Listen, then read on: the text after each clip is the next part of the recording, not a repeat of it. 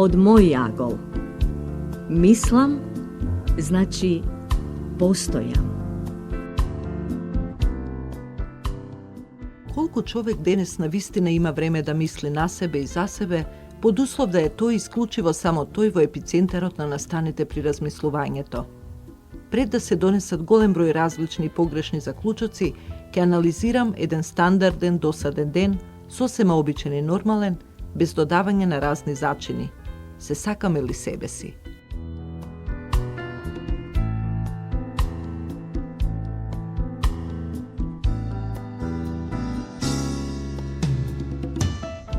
Сонот се состои од многу кошмарни слики, за кои сигурно не би се обиделе да консултирате соновник за да дознаете што точно значат. За тоа не се потребни јасновици, гатачки и слично. Сепак, знаете дека огледалото во кое се огледувате додека спиете е резултат на тоа што веќе поодамна ништо убаво не ви се случило. Во сонот, впрочем како и најаве, ве прогонуваат недовршените обврски, безпарицата, децата и домашните од кои почнувате да бегате како од инкасатори и судски извршители. И така, да речам условно, кога ќе се изнаспиете, скокате од креветот како да сте лежале на жешка печка. Трчате во бањата во старт позиција број 1, пресрекни што не чекате ред пред вратата. Се туширате на брзина, се чешлате без да гледате во огледалото онака по навика, а и да се огледувате на исто ви доаѓа и песимизмот е веќе тука. За јакнење на адреналинот во оваа фаза нема сигурен рецепт. Се поместувате десно, право, во се потесната облека и онака затегнати и преморени од така нареченото спиење, се обидувате да ја смените местоположбата. Излетувате надвор како пушка и влегувате во крвотокот наречен живот.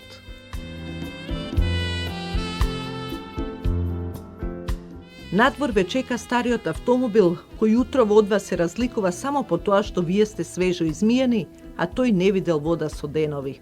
Кога ќе го завртите клучот за старт, го слушате добро познатиот звук на непалење. Еднаш, два пати, три пати. И така, нервозно не знаејќи што друго, се решавате да одите со автобус и малку да се промешате со народот. А автобусот доаѓа и вие храбро влегувате во толпата. Кога стигате до вашата дестинација, половина сте намирисани и полусварени, што би рекла, сосема погодни за понатамошен третман и обработка. Веќе доцните и на брзина се фаќате за работа. Добро утро веќе не е во мода, одамна не се кажува. Ме бараше некој? Се зборували нешто за плата? Веќе следи второто прашање и потоа денес нешто порано треба да излезам за кредитот во банка и така вообичаено денот почнува да трае. Ке се сработи нешто на брзина, па потоа беганката. Грижата за и околу шефот е веќе демоде, па повеќе се говори за тоа кој со кого си вади очи, кој кого озборува, кој ќе биде новиот директор и слични нешта. Кој ли уште верува во случајности и чуда, се прашувам. И повторно старото добро правило. Кога едниот е многу бучен и звучен, дивкиот брегот го рони. Откако ќе ги прелистате весниците, остануваат игрите во компјутерот. Го блокирале интернетот, па на тоа не помислувате ова утро. А едно време не се бегаше рано од работа. Се остануваше и прекувремено, дома не се брзаше.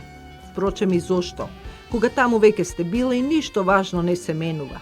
И вака и онака мора да се тргне кон дома кога тогаш. Низ продавници често не се оди, како што и не се јаде редовно. Под мотото на диета сум, смачено ви е да ве гледаат како джвакате некој геврек со јогурт. Следува бришење на устата и сочното ах што убаво, заинеет на гладните, на душманите и на тие кои навистина се на диета. Доаѓате пред влезот на домот. Во раката држите кеса со лепче, сокче и макарони, брз ручек. Пред очи ви е касиерката која секојдневно како со чекан ве удира со едно исто незгодно прашање. Комшија, тоа е се? Претерува. Што се замислува таа? Да не сака дуќано да го купам. Знае ли таа воопшто дека и за оваа кеса се нема секогаш во джебот?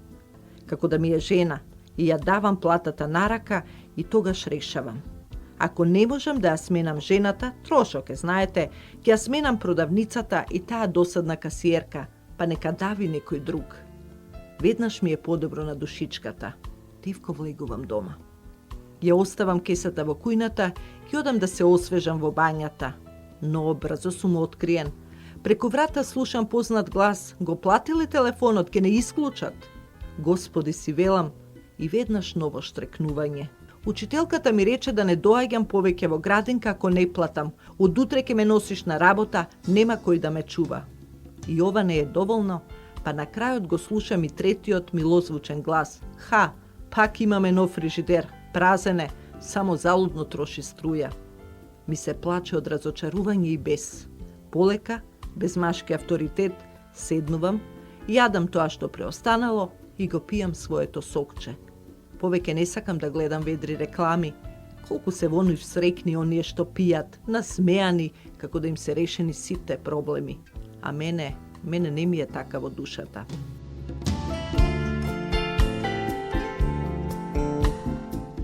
Време за вести.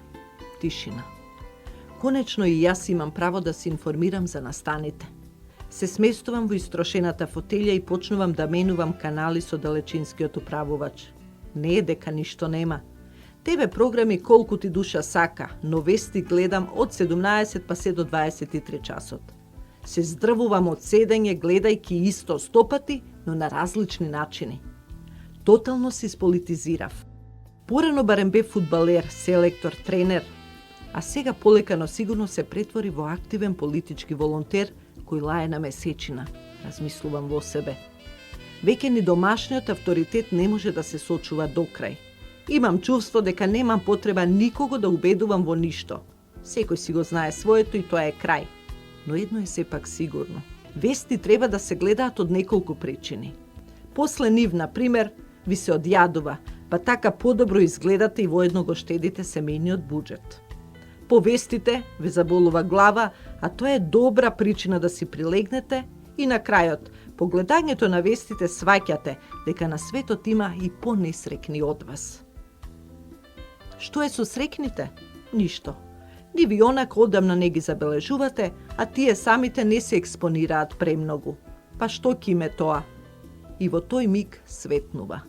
Опасно е да се биде среќен и богат, ако наоколу има многу несрекни и гладни. Ми се јавуваат некои пријатели дека сакаат да поминат на гости. На брзина ги откачувам онака со неуверлива причина. Едноставно, не сум подготвен, не сакам повторно да го преслушувам сето она што го гледам на вести. Искрено, да давам коментар на завршена тема, скапо е да зборувам. Седам како зомби. Дружењето со старите пријатели е напорно и постепено станува како впивање на вестите. Да, заморува постојаното говорење за исти нешта, приказни случки од младоста, притоа заборавајќи дека и вие сте биле дел од тие настани. Впрочем, и да не сте биле, кога нешто ќе ви прераскажат по кој знае кој пат, добивате чувство дека и самите тоа сте го виделе и доживеале. Знаете што е следно и така постојано, досадно и старо. Кога ќе си заминат, не може а да не се запрашате. Што беше муабетот? Тоа е заедничкото со вестите.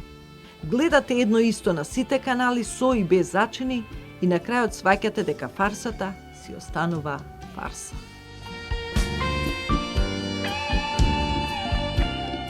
Полека ми прелетуваат мислите за ова и она, а прстот упорно притиска на далечинското од телевизорот. Каналите ги менувам безлично, талкајќи во бескрај. Конечно, на екранот се губи сликата и се појавува снег. Црно-бели точки. Застанувам да притискам на далечинското, гледам и чувствувам дека напнатоста во мене попушта. Ме обзема некој чуден мир и спокој, рај на душа. Го намалувам тонот на телевизорот до крај, снегот трепери, а јас се враќам во едно друго време. Се прашувам, беше ли подобро кога се гледаше црно-бело или ова денес, кога уживаме во полниот сјај на колорот? Се сетив на стариот човек кој возеше една запрежна кола на времето и постојано доаѓаше во населбата, повремено застанувајќи и извикуваше: "Старо купувам, старо купувам." Се сепнав и се вратив во сегашност.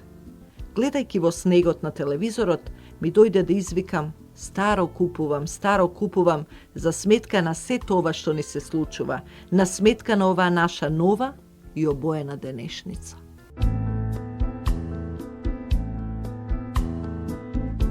Од мој агол. Мислам, значи постојам.